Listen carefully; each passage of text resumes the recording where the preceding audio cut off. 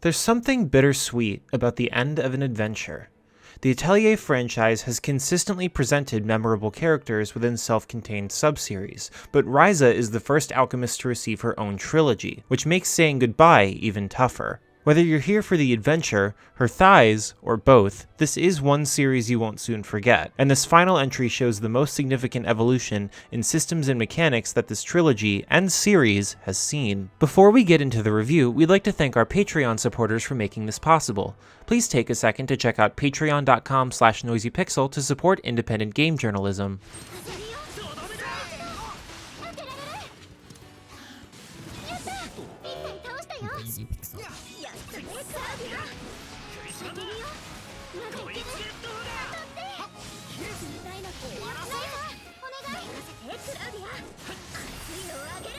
Atelier Ryza 3, Alchemist of the End and the Secret Key, opens up with Ryza becoming a more capable alchemist for the people of Kurkan Island. Her dedication to the village's people has her completing odd jobs and fighting off monsters, which even gains the respect of some of the non-believers around the island. However, her confidence shines in these early moments where you can see the years of experience come together. This acts as a base for her character traits that evolve throughout the story, which begins when a group of islands suddenly appear near her town.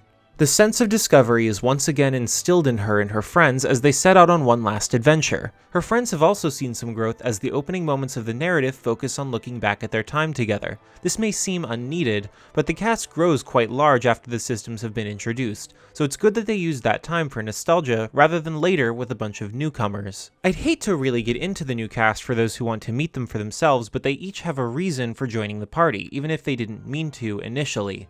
They seek adventure just as much as the returning cast, which in this case revolves around keys, though we'll get into that later. Tao and Bose have received the most significant growth in terms of their places in the group. This time, they have a much more commanding presence and frequently assist the plot's progression. Ultimately, the cast usually puts significant plot points on the back burner, goes to do something else, and somehow it all ties back to the keys. In the opening moments, a mysterious voice speaks to Ryza, giving her the recipe to create a key. This voice is the essential plot device that eventually brings the entire game's narrative to a head, and the action ramps up from there. This is an experience that does its best to put the emotions of the player on the line. The stakes for an Atelier game are insanely high, and Ryza will rely on her friends to get through it all. I was impressed with what they did with the second half of this story, as it takes chances on the cast's maturity that goes beyond slice-of-life storytelling. We're long past Ryza's coming of age and setting off on her own. This adventure escalates into one that tests her abilities to overcome a significant hurdle with her friends, and the payoff is memorable. As big as the narrative gets in this game, I feel like the world is even bigger. Atelier Ryza 3 gives players a few islands and regions to explore, each connected to sub-areas. In the opening moments, you'll find yourself around Kurkan Island again, but the locations can be run through to show no transitions or loading screens. Fast travel is open from the beginning, though navigating the map can be pretty confusing at times as multiple views zoom in and out of the regions. Exploring the expansive environments will typically provide materials, but some areas are riddled with enemies. Luckily, Ryza has never been faster. You rarely have to leave gameplay as you switch between tools and quickly pick up materials off the ground. Tools are available much earlier, though players should likely focus on upgrading them as soon as possible to get all the materials needed for late game quests. However, this time around, synthesis is much more accessible. When out in the field and battling monsters, Ryza will pick out materials used to create items at her atelier. The synthesis screen will show whether or not you have the materials to create something and if you have the items needed to unlock a new recipe or upgrade them. This saves so much time alone, but it doesn't stop there. If you're creating an item and find out that it needs a different result that you can also make, the game will ask if you want to go to that recipe instead. It works so well in execution and considers the player's time. For newer synthesis features, players can use keys, which I promise we'll get into soon, to access new power within the items. Alternatively, super traits add a layer of customization over the typical traits. The system is pretty straightforward, and if all else fails, you can use the auto-create feature, but be prepared for it to exhaust a high number of materials. Skills are tied to this as crafting grants SP, which can be used to access higher qualities and learn new recipes. It's a symbiotic system that consistently rewards players for the time they put into crafting and exploring. And speaking of exploring, quests will also be found, allowing players to do small tasks like taking out a group of monsters or finding an item for some materials or SP. These are random and don't need to be completed, though some are timed and offer higher quality items. Thankfully, they are typically easy to do. World quests are the more significant ones encountered. These are tied to some supporting cast members' narratives and affect the sale of items and relationships between characters. Most of these quests require you to use your Atelier, which can now be customized for bonuses.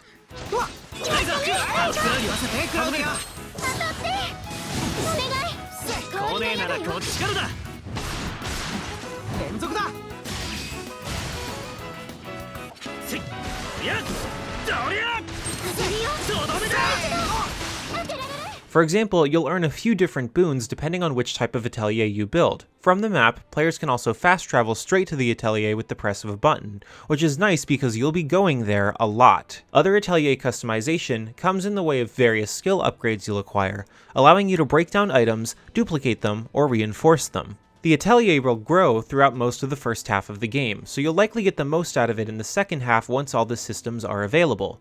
This entry has also improved battles, borrowing an ATB action system where players control one character at a time. There's a normal attack that can then be comboed into skills, and the other two active party members will act independently, but they can be customized in terms of their skill set and when they offer a chance for a special follow-up attack. Reserve characters can also be switched in, which makes it possible to extend combos depending on how much AP you have.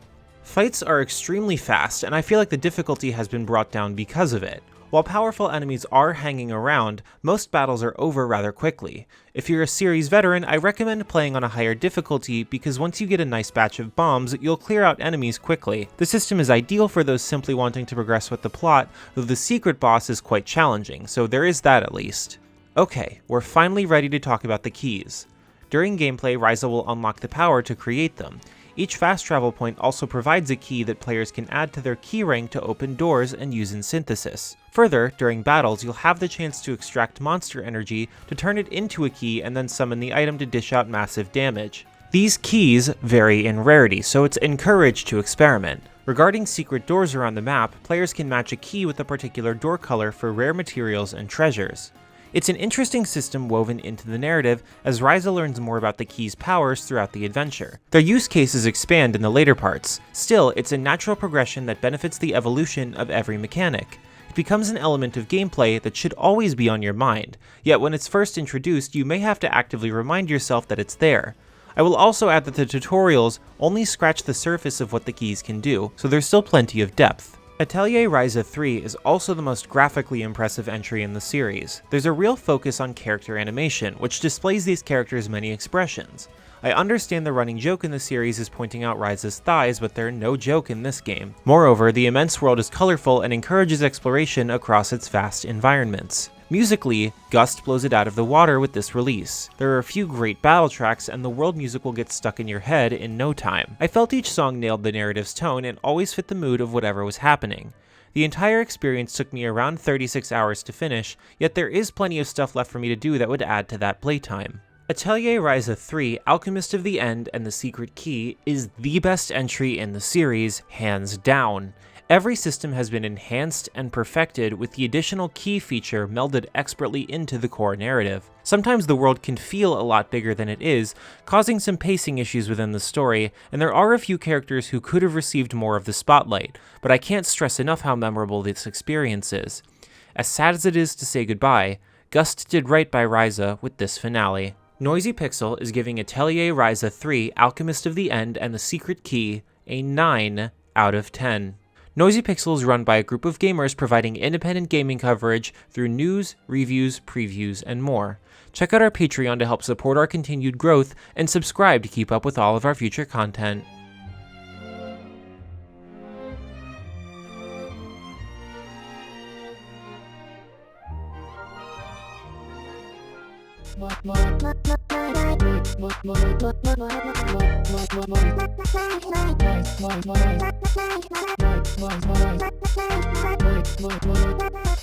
Noisy Pixel.